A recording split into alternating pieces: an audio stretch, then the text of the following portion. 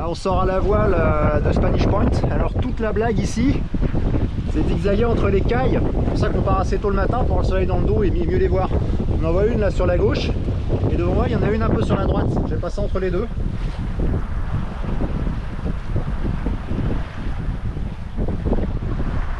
Faut être un peu attentif quoi. Nous sommes le 30 janvier et nous avons pris la décision de redescendre à Antigua pour y effectuer un petit avitaillement et les formalités de sortie du territoire. Le faire sur Barbuda aurait été plus compliqué. Je m'excuse d'avance pour les quelques plans qui vont suivre. J'ai dû faire une mauvaise manipulation et la stabilisation de la caméra est coupée.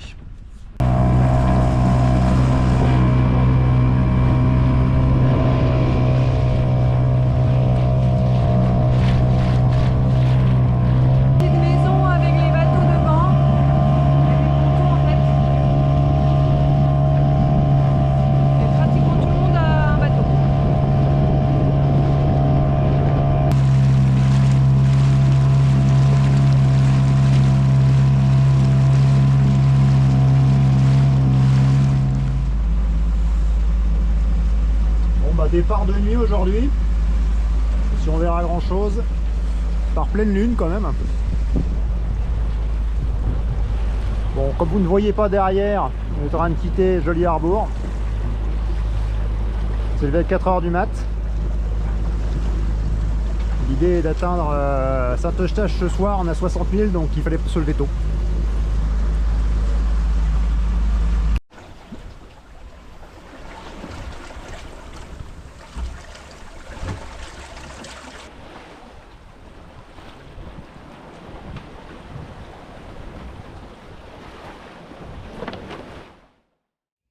Bon, on vient d'arriver à Saint-Eustache, c'est la débandade, c'est la déception.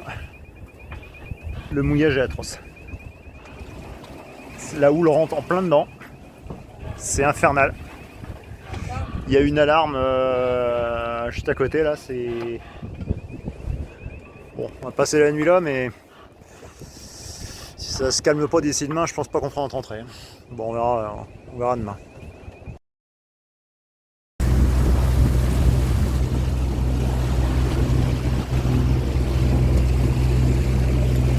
Bon bah on arrive tranquillement à Saint-Kitts. On va commencer à regarder, je pense qu'on va essayer de prendre des nuits en marina.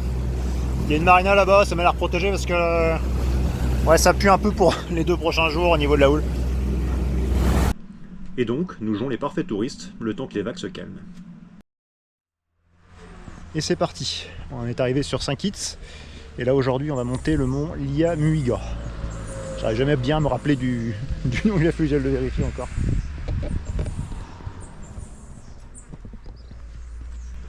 Oui, la stabilisation est toujours dans le sac, mais on va bientôt le corriger. Bon, ben c'est au pied du mur qu'on voit le grimpeur. Qu'est-ce qu'il disait dans le topo? Vraiment, c'était de l'escalade. Ouais. C'est marrant parce que ils mettent des cordes où il n'y a pas du tout besoin. Et là, il n'y en a pas. Bon, en vrai. Ça pourrait t'aider un petit peu.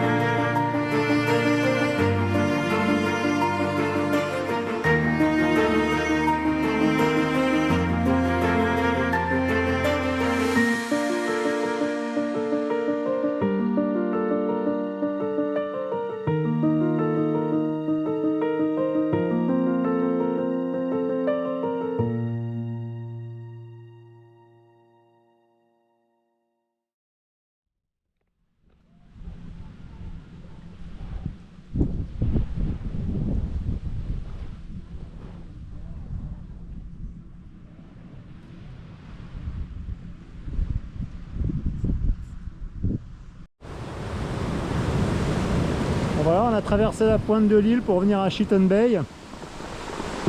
On pensait faire cette épave là, mais comment dire,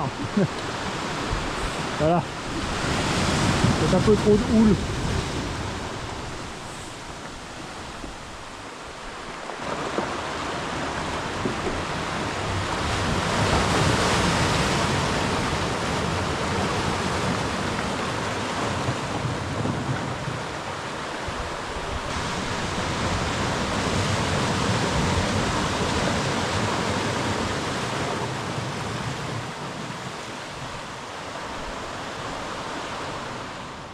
Après 2 semaines passées sur Saint-Kitts, rythmées par les variations de la houle qui nous a obligés à changer plusieurs fois de mouillage, nous profitons d'avant bien orienté pour filer vers notre escale suivante, l'île Fourchue. Alors on avait un très bon souvenir, on s'en souvenait très bien de ce petit îlot. C'est assez conforme, c'est marrant, on se rappelait tous les deux très bien de cette baie.